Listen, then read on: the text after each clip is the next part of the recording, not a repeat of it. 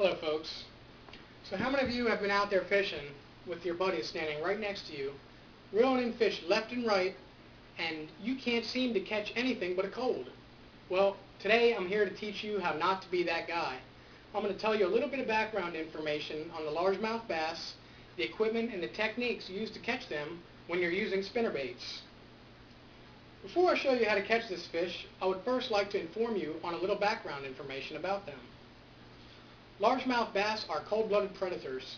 They'll eat just about anything, from threadfin shad to bluegill. Anything that doesn't look at them as a meal for them. They want to eat things that are easy to catch. Hurt or wounded baitfish are typically the easiest thing to eat because they're easier to catch. A largemouth bass in 80-degree water metabolizes a lot faster than a bass in 40-degree water. Anywhere from 4 to 5 hours in 80 degrees, 4 to 5 days in 40 degrees. So in the wintertime, they typically eat a lot less. And people think they're harder to catch, and simply that reason being is because they eat a lot less. They want to move very slow too, and they want to use the least amount of energy over the least amount of distance for the biggest meal possible. So they don't have to eat as often, and they get the same outcome as eating little fish in the summertime. In the winter, they'll go deep just because the water stays a little warmer, and in the summer, the deep water stays a little cooler. The surface, the air temperature around it has a lot to do with the water temperature. If it's warm out, the water is going to be warmer, and if it's cold out, the water is going to be colder. So they'll stay where the water's usually the same, and that's below the thermocline, and that's where the sun reaches when it heats it up, or the air reaches when it cools it down. Spinnerbaits are what I'm here to talk about, and that is one of the best fishing lures to catch largemouth bass. They have a lot of different characteristics, and I'm just going to talk about a few. As you can see,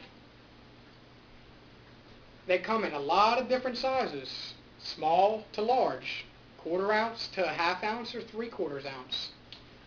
And they also come in a lot of different colors. Here I have white, here I have a greenish yellow.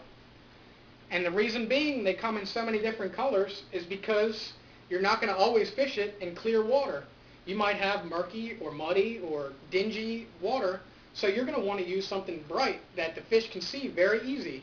And that's why we have yellow, green, or Cherokee, whichever color you want to use. And when the water's clear, you want to represent the type of bait fish that it's after, and you don't want to use something too bright. You want to use dull colors like white or black, dark greens, anything that's not very bright that the fish isn't going to think that's out of its normal.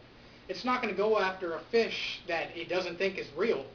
So that's why I like to use a white or black, brown, green, something along that's not very vivid in color.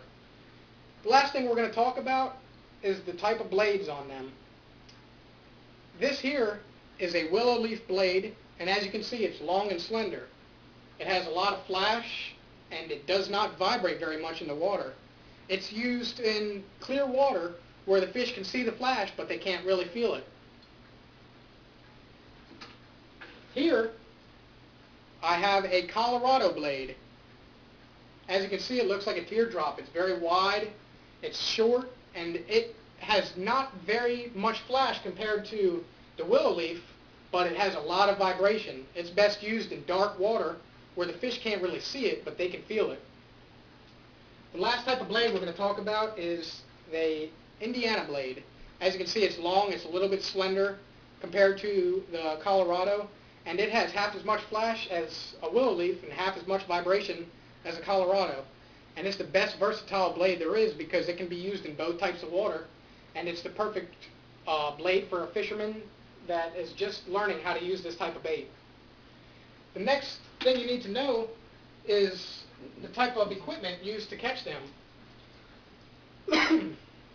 Today we're going to talk about the type of rod, the type of reel setup, and the type of fishing line I use. I don't know as much as a lot of the people out there, as I'm very young compared to some of the guys that have been fishing with this equipment for a very long time. And there's a guy named Mike and Rick on a website called fishin.com that have been fishing with these lures for a long time, that know a lot about them, and they have some very good resources Also, the type of blades, there's a guy named Russ Bassdozer, and he has a website called bassdozer.com, and he knows everything you need to know about the blades. So if you check them out, if I haven't answered what you need to know, they will tell you. So the type of rod I have here is a 6.5 foot rod, and it's a fast action, which means just the tip bends. And the reason being is you want a good hook set when fishing with this, so your fish doesn't get off. A 6.5 foot is good. It gives you good casting distance. It's very light, and it can be fished in different conditions. The next thing we're going to talk about here is the type of fishing reel I have. And this is a baitcaster fishing reel. There's different types and sizes and different retrieve ratios. And what I have here is a 6.3 to 1. Now I know you don't know exactly what that means, but what it's saying is for every 1 inch that I turn this handle, 6.3 inches of fishing line is going to come back. And that's right in the middle of where you want to be, anywhere from 5.3 to 7.3. And the last thing we're going to talk about as my setup here is the fishing line. What I have here is fluorocarbon. It's invisible and it sinks. It's very good fishing line to use with spinnerbaits. It's fished anywhere from 8 to 14 pound test. There's two other types of fishing line, monofilament and braid, but neither one of them are really needed. You can use monofilament, although it typically floats and it has a lot of stretch, so it doesn't give you as good of a hook set. And braided fishing line is really not needed because you're not going to be fishing this around docks or trees or stumps. It has a lot of abrasion resistance, and we don't really need that because it's going to be fished in typically open water, so it's not going to need as high of a pound test as braid comes in. It's typically a lot higher, but it's the same diameter as this type of fishing line. And that's the type of gear that I fish this fishing lure with. Now the only thing to do is figure out how it works for you. You want to fish it fast, slow, on the ground, whatever. Do what you do, or whatever works for you to catch these fish. They can be fished any way.